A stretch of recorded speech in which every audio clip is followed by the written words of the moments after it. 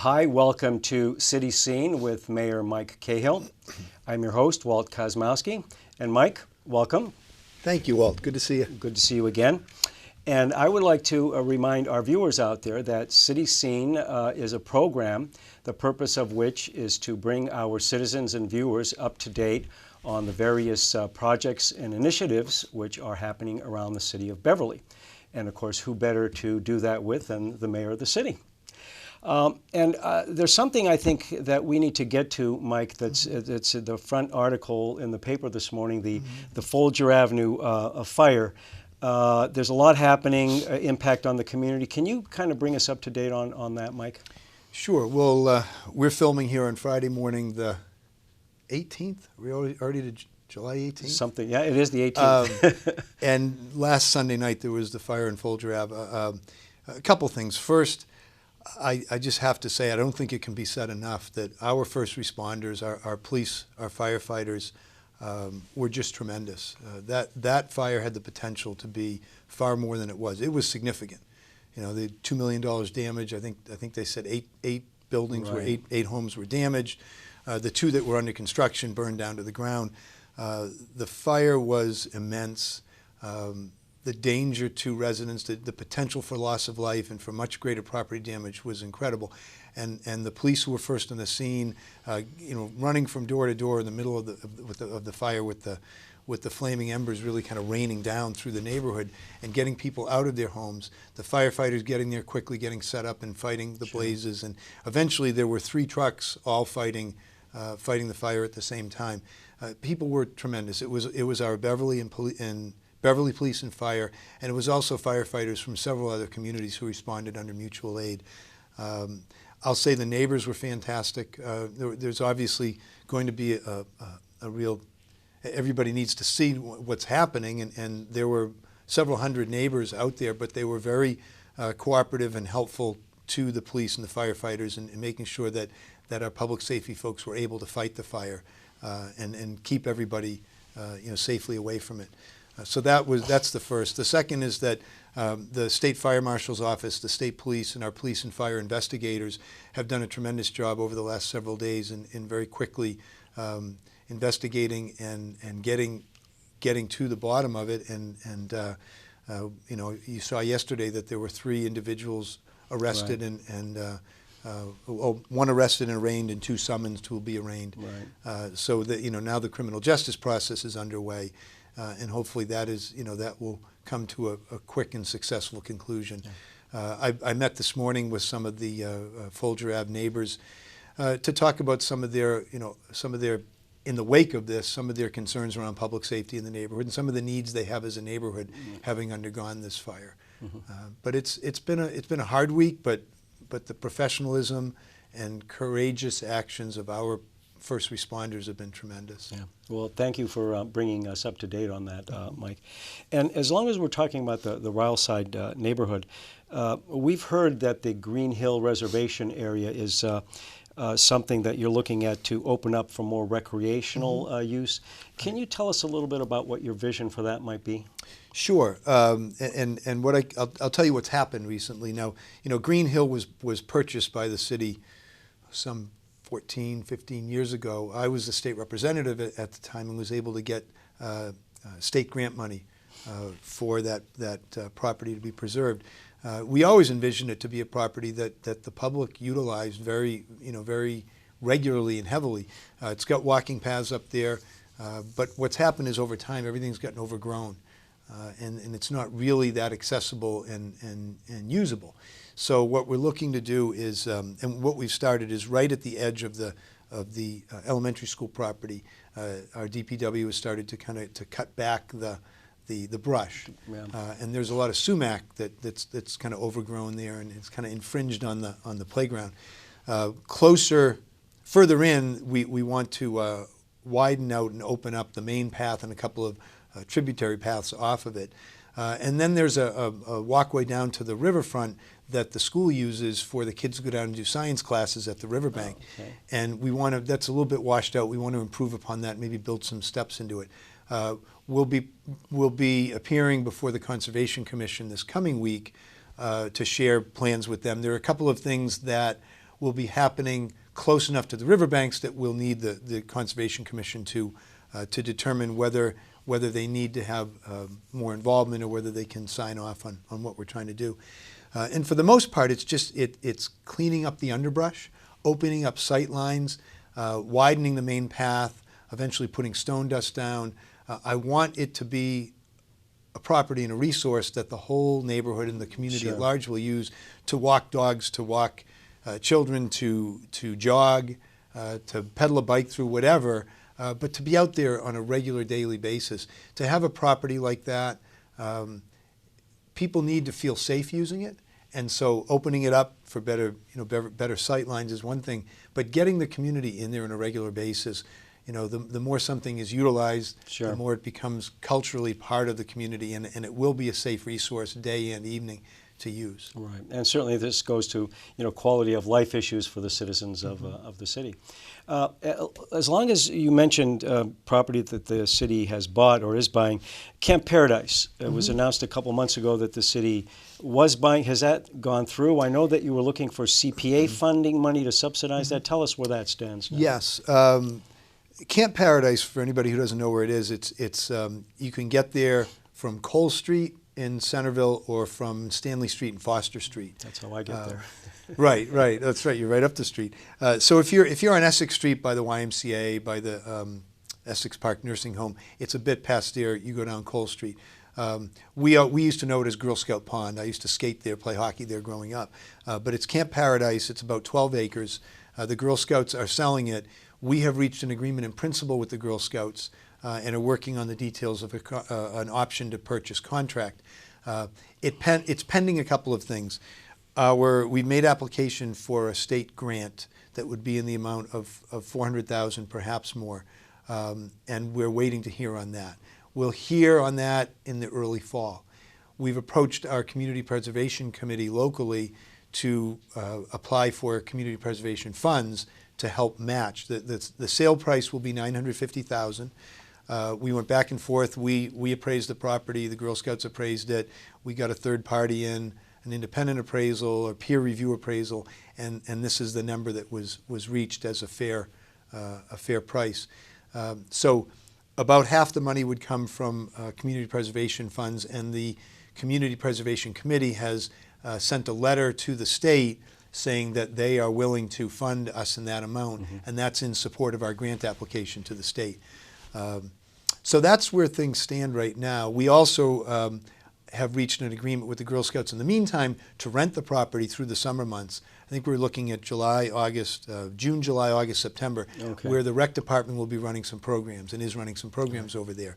That's a kind of a measure of good faith. We're interested in getting on the property and getting to know it, and that helps kind of push things out because we can't close on it until we get the state grant and the council approves the city council will need to approve the Community Preservation Committee's recommendation of CPA funds. So it's as I said, it's an agreement in principle with the Girl Scouts. We're ironing out the details of an option to purchase, and that'll have those conditions. We need to get the state funds. We need to get the local CPA funds.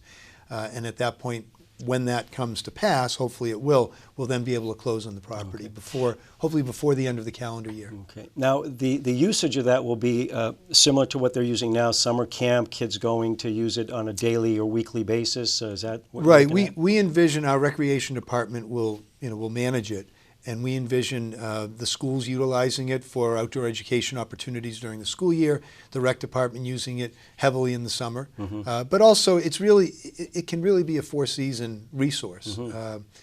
And they have a wonderful building on the property that the Girl Scouts built some years ago that really can serve the purpose of indoor space for any type of program that the rec department might run, or for a lesson. Could even do sleepovers there if there's a group that wants to do something like that. And then obviously the Girl Scouts have used it that way for many years. It's a great resource, and I'm excited and hopeful that it'll come to pass.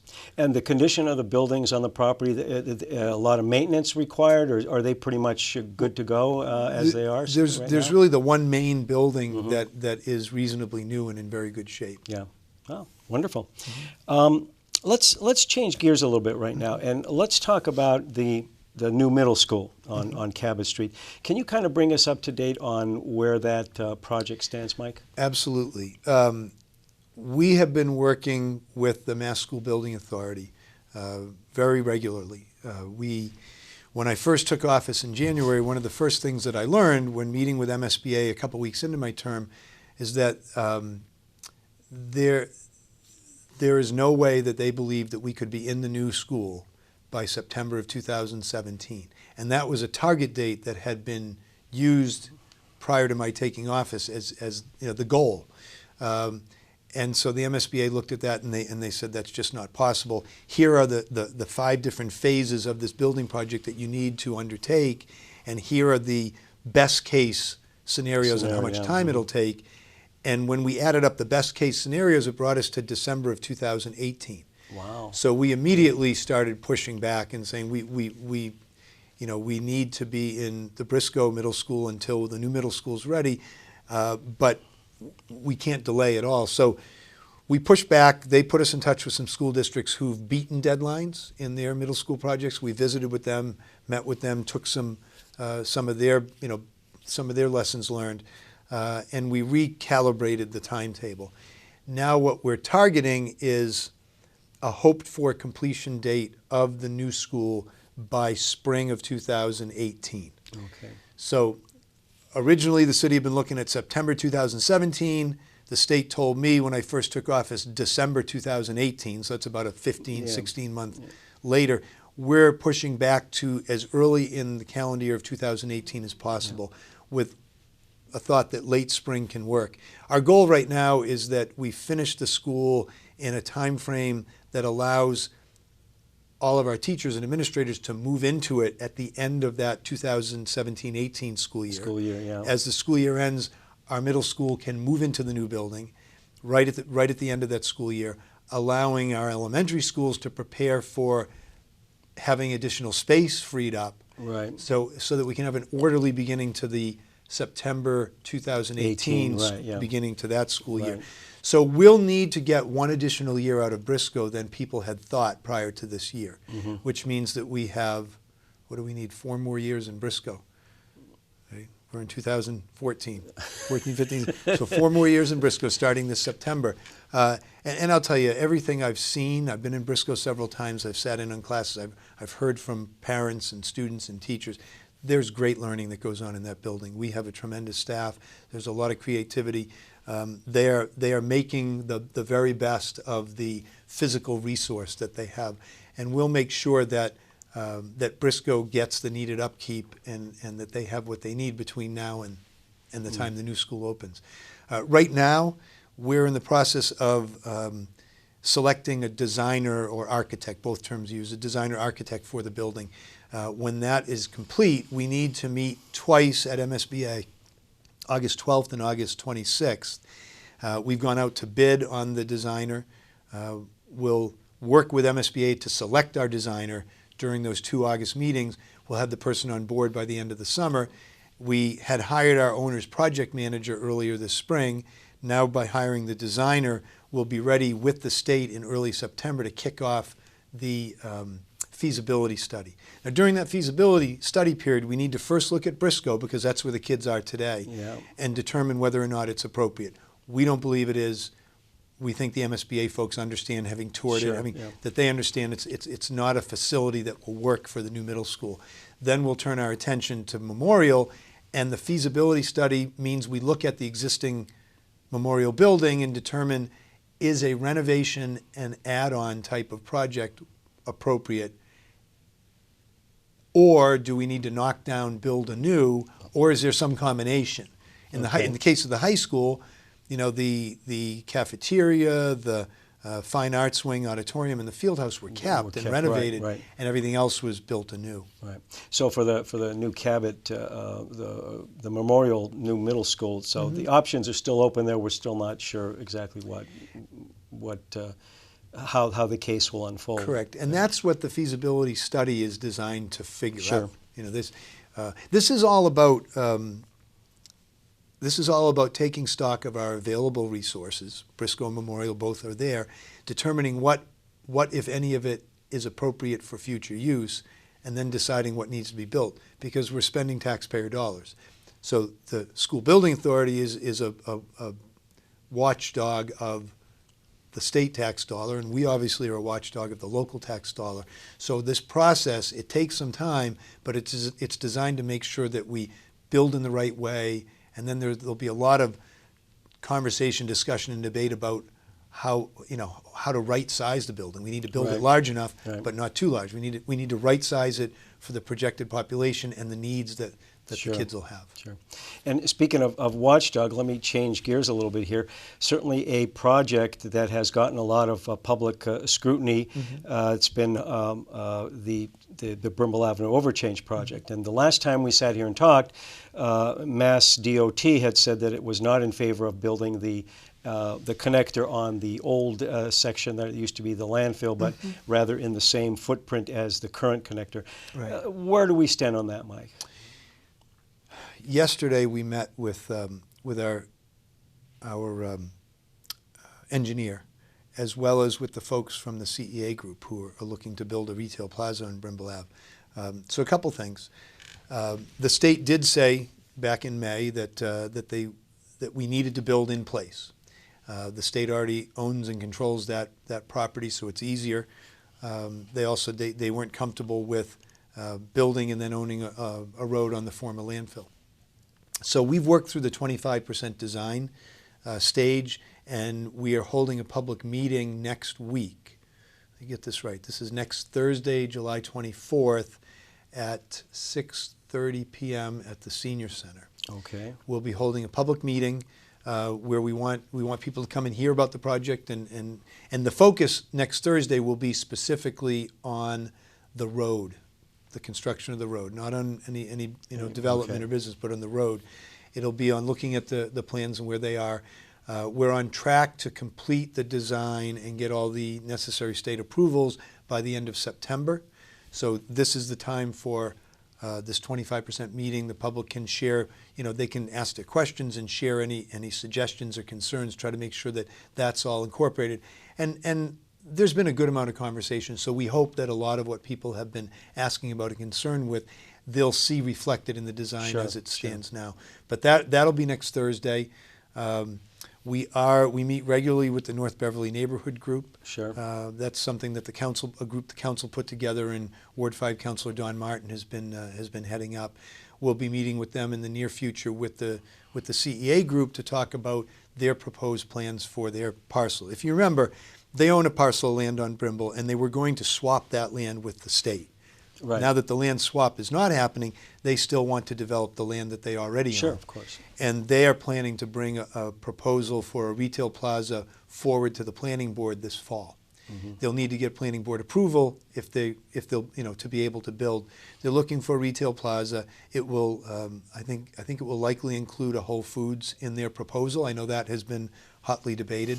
But I know that they've been working with Whole Foods, and Whole Foods is still interested in Beverly, and the CEA group is still interested in them coming to that site. So that'll be something that goes through the planning board process this fall. It's separate from the building of the road, but obviously people put them together in their minds, so it's worth noting that as well. Yeah.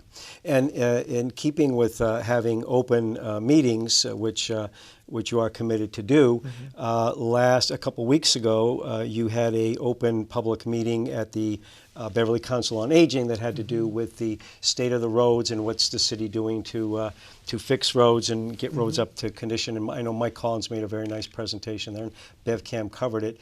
Can you kind of bring us up to date on where we stand with the short and longer range term plans for the city streets and roads? Sure, and thank you folks for covering that. We presented that night the fact that we're working on a couple of major water infrastructure projects this year, a major sewer infrastructure project, and those are funded out of the water fund and the sewer fund, the enterprise funds, and we received approval from the city council to bond for those projects. The water projects are a big water main project through Centerville, down Hull Street, and then into the farms along Grapevine Road and Hart Street, because that's needed to improve water pressure for firefighting in the farms, and also water quality for people's use in their homes.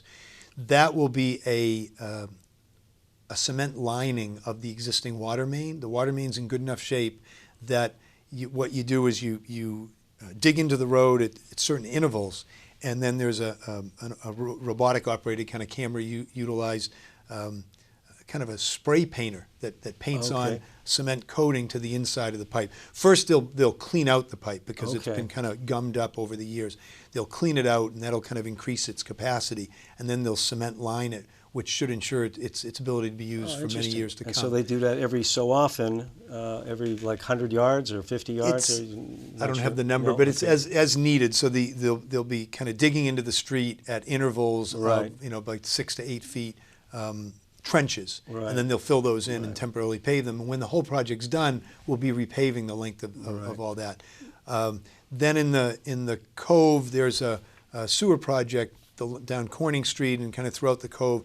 All of our sanitary sewer lines from throughout the city, they come from different places throughout the city, and they all come together at the end of Water Street, which is near Jubilee Yacht Club, Tux Point condos down there. And they feed into a main line that then pipes over to the sewage treatment plant in Salem. So this is the Cove project, and the goal is to reduce infiltration and inflow. That's water from storm drains, water from sump pumps that illegally is dumped into. Interesting. And it's to make sure that that water doesn't get into the sanitary sewage flow, because we pay money for all of that flow that goes over into SESD. So that's another big project. The paving, we've got about 140 miles of road in the city, and we're spending just about $3 million to pave 4.5 miles of it.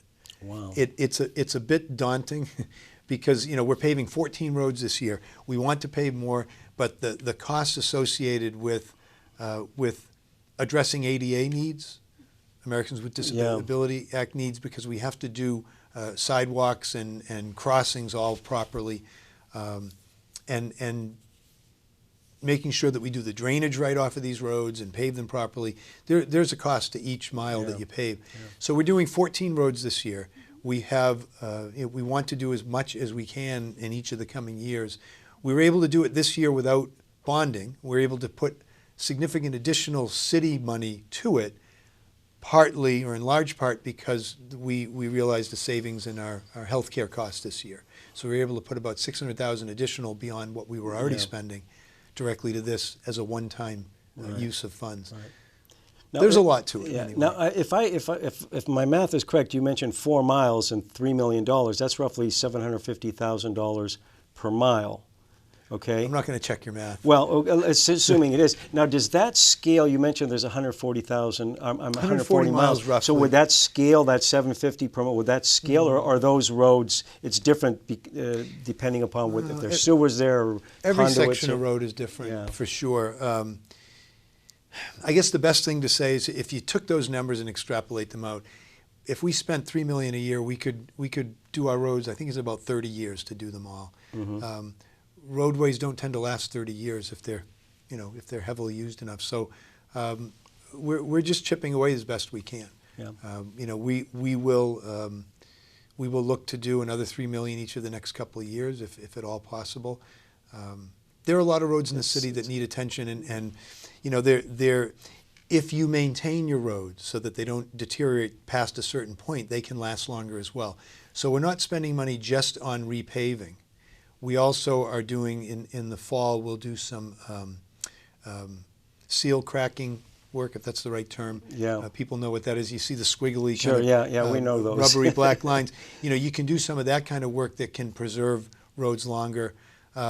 When the utility companies dig up roads and they then fill in with these trenches, if you see these narrow kind of 2 to 3 foot trenches that have been repaved, that's not what we want. And what Mike Collins and his Department of Public Services, have done very well in recent years is they've worked with the utilities and they've gotten a different system in place where they will go back and they will take a 6 foot wide trench and they will grind it and inlay it so that when they finish over the work they're doing under the street, it's done in such a way that that road can last for another 10 years. So you see that around town. Things are improving every year along those lines. A lot of great work is being done to try to maintain our roads, preserve them for longer life, and the ones that really need it, try to get to them as we go and repave them. Interesting. Thank you for that, Mike. Sure.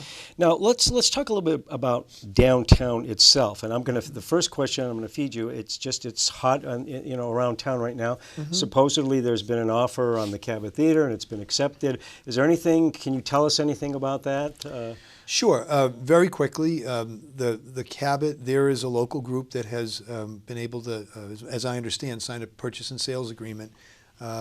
That's where I understand things are at. I don't know if they've gone further.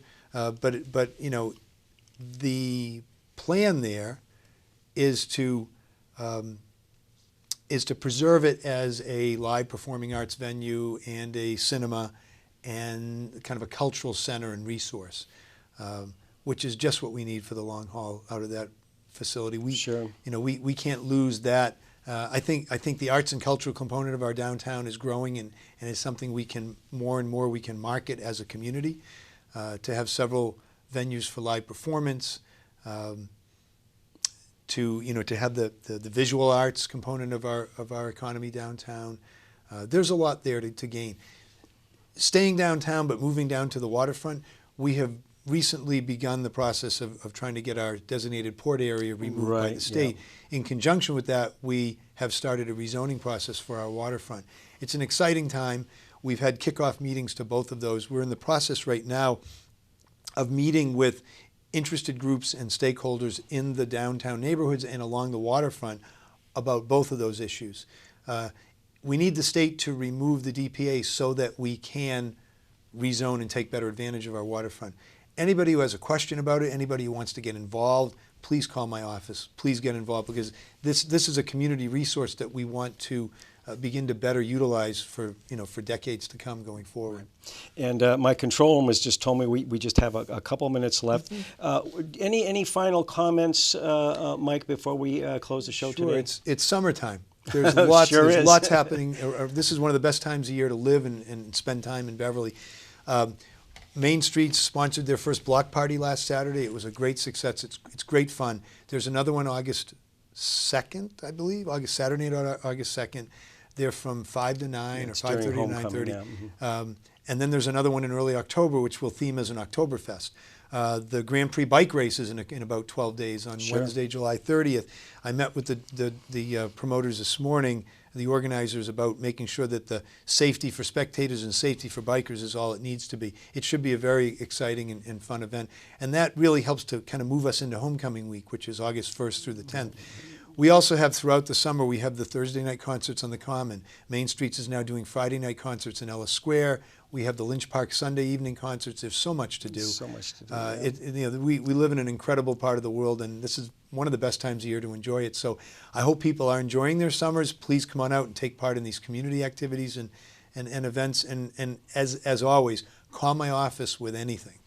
Well, suggestions, concerns, complaints, words of encouragement, anything. It's all welcomed. Yeah. Well, Mike, thank you for reminding our viewers for the rich array of activities and resources that the city has to offer its citizens. Thanks, Walt. And I'd like to remind our viewers out there, you've been watching City Scene with Mayor Mike Cahill.